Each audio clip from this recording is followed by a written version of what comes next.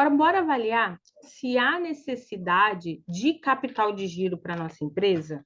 Como é que a gente sabe se tem a necessidade da nossa empresa estar construindo esse capital de giro? Para entender se há necessidade desse capital de giro, você precisa saber o quanto de dinheiro você recebe e quanto de dinheiro você paga por mês, beleza? Você precisa saber também se o recebimento é à vista, é a prazo, o pagamento é à vista, é a prazo, para fazer esse cálculo aqui.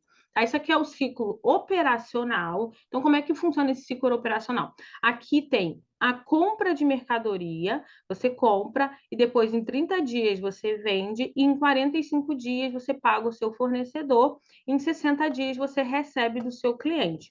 Olha como é que é isso aqui. Esse aqui é o ciclo econômico, esse aqui é o ciclo financeiro, que é o prazo ali que você tem que pagar para o fornecedor, e esse aqui é o ciclo operacional. Olha só, o cálculo que a gente utiliza para saber se a gente necessita do capital de giro é esse aqui. É o ciclo, né, financeiro, mais o prazo médio de mercadoria, mais de entrada, mais o prazo médio de recebimento, mais o prazo médio na verdade, prazo médio de estoque, prazo médio de recebimento e prazo médio de pagamento, que a gente vai fazer esse cálculo aqui. E é importante também, já de analisar nesse cenário aqui, que olha só, eu vendo, em 15 dias eu tenho que pagar, porque eu vendi 30 para 45 é 15, eu tenho que pagar o meu fornecedor, só que eu só vou receber depois que eu tenho que pagar o meu fornecedor 15 dias depois. Da onde que eu vou tirar esse dinheiro para pagar o fornecedor? Se a mercadoria que eu vendi desse fornecedor eu vou receber só depois de 15 dias que eu tenho que pagar. Então, é isso que a gente tem que ver aqui, ok? Beleza. Uma loja vem... Aí a gente agora vamos praticar. Uma loja vende camisas e elas ficam no estoque em média de 30 dias antes de ser vendida, que é mais ou menos isso aqui, ó. Então, ela vem para o nosso estoque, compramos, e a gente só começa a vender por 30 dias. Olha, dinheiro paradíssimo, se a gente sabe que tem que pagar em 45, né? Dinheiro paradíssimo, e a gente não vai receber daqui a mais 30 dias, tá? Os clientes costumam pagar em 35 dias, nesse caso, e essa loja paga os fornecedores em 20 dias, ou seja, eu vendo em 30 dias, 20 dias eu pago depois que eu compro, e eu ainda vou receber só 35 dias depois de vender, tá? Qual é o ciclo de caixa dessa loja de camisas, tá bom?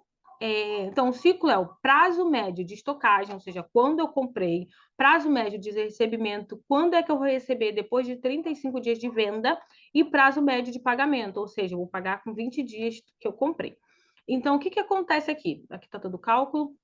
Então, o prazo médio de estocagem, o prazo médio aqui de recebimento é de 45 dias, mas tá bem na cara mesmo que é 45 dias, né?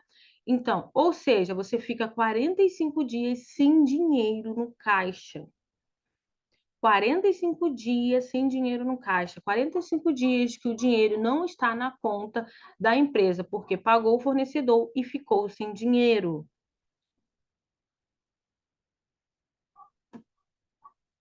Isso mesmo. Ou seja, você paga o seu fornecedor e fica sem dinheiro.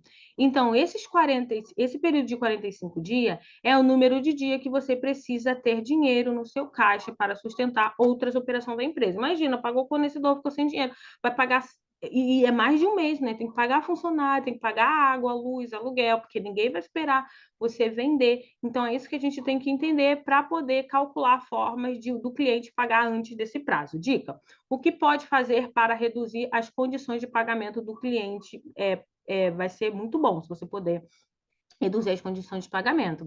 Em vez do cliente pagar em 35 dias, ele pode pagar em 20, 25. Fazendo isso, você ficará menos dias precisando de dinheiro e também negociar com o fornecedor um prazo maior. Ou seja, você pode também negociar com seu fornecedor um prazo maior, e aqui na gestão de custo, a gente tem técnicas de negociação também com o fornecedor, você pode dar uma olhada ali, e pode falar para o cliente também pagar antes. Outras formas também é boleto, Pix, dinheiro na mão, cartão também.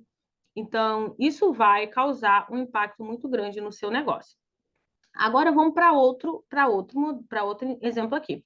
Uma loja vende sapatos e ela fica no seu estoque só 5 dias antes de ser vendida. O cliente costuma pagar a prazo e demora 30 dias para pagar. E a loja paga os seus fornecedores em 40 dias. Ou seja, o cliente paga depois que ele vai pagar o fornecedor. Isso é o mais ideal para tudo. Então, quando você for pensar em fazer forma de pagamento por cliente, tenta fazer de uma forma que você pague, receba antes de ter que pagar o fornecedor, ok? Qual o ciclo operacional dessa loja? A gente já sabe da fórmula, prazo médio, mais prazo médio de estocagem, mais prazo médio de recebimento, mais prazo médio de pagamento. Aqui. Então, 5 dias que fica ali no estoque, mais 30 dias que o cliente paga, mais 40 dias para me pagar o meu fornecedor, então fica ali 5 dias. Por quê? Porque eu diminuí aqui, 5 dias, tá, beleza. Fica ali 5 dias. Ok. A loja vende e recebe o dinheiro do produto e depois paga o fornecedor. Foi o que eu falei. Então, tipo assim, ela vende, né? Com 5, porque tá no estoque, mas ali passa 5 dias, aí depois de 5 dias depois de 30 dias ela ainda vende, ela recebe, né? Então, esse é o modelo ideal de fluxo de caixa para qualquer negócio. O ideal é você olhar ali, quando você tem que pagar o fornecedor, fazer com que o seu cliente pague antes de você vender para o seu fornecedor. O ideal também é tentar um prazo maior com o fornecedor. Se você sabe que aquela mercadoria fica raio de dias ali na tua loja, no seu estoque, então, raio de mercadoria que você tem que, né? É uma mercadoria que você tem que pedir para o fornecedor um prazo maior também, tá bom? Faz com que você não precise tirar dinheiro do bolso para pagar os fornecedores, porque a mercadoria entra no estoque, você vende e vai receber o dinheiro depois só aí que vai pagar o fornecedor.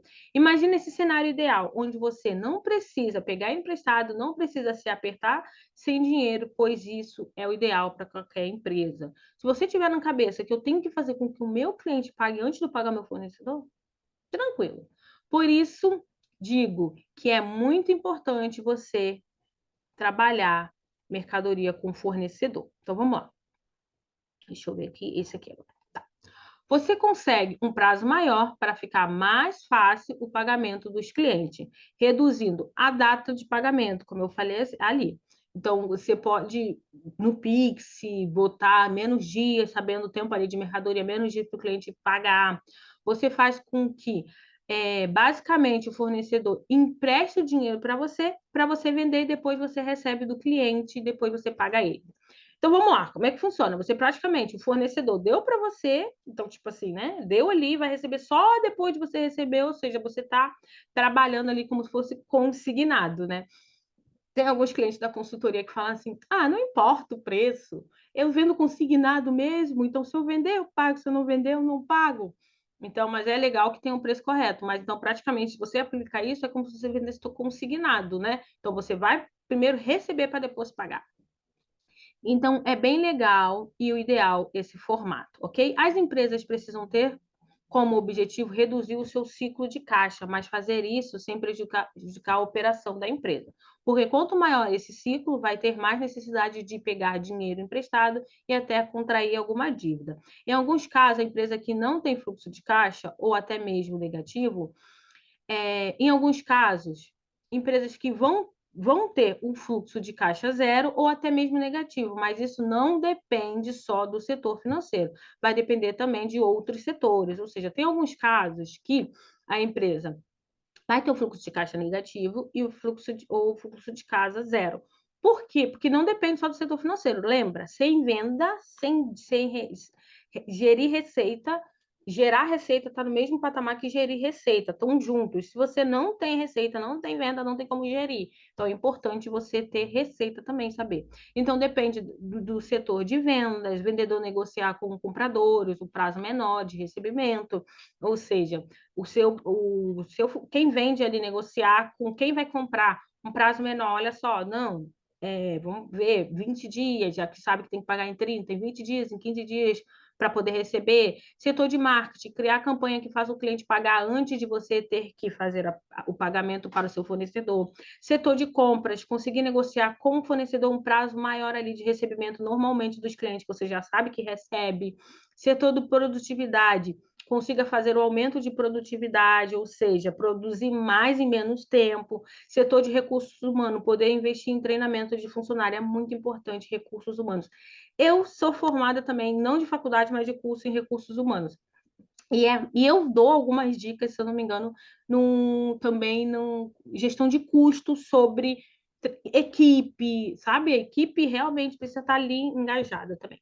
Então, isso aqui é o que vai fazer com que a gente tenha um capital de giro ideal. Então, a gente precisa fazer com que os nossos clientes paguem antes, a gente receba dos clientes antes da gente pagar o fornecedor, na verdade, né? Então, a gente precisa fazer com que a gente receba dos clientes antes de pagar o nosso fornecedor, ok? Esse é o ideal, ok?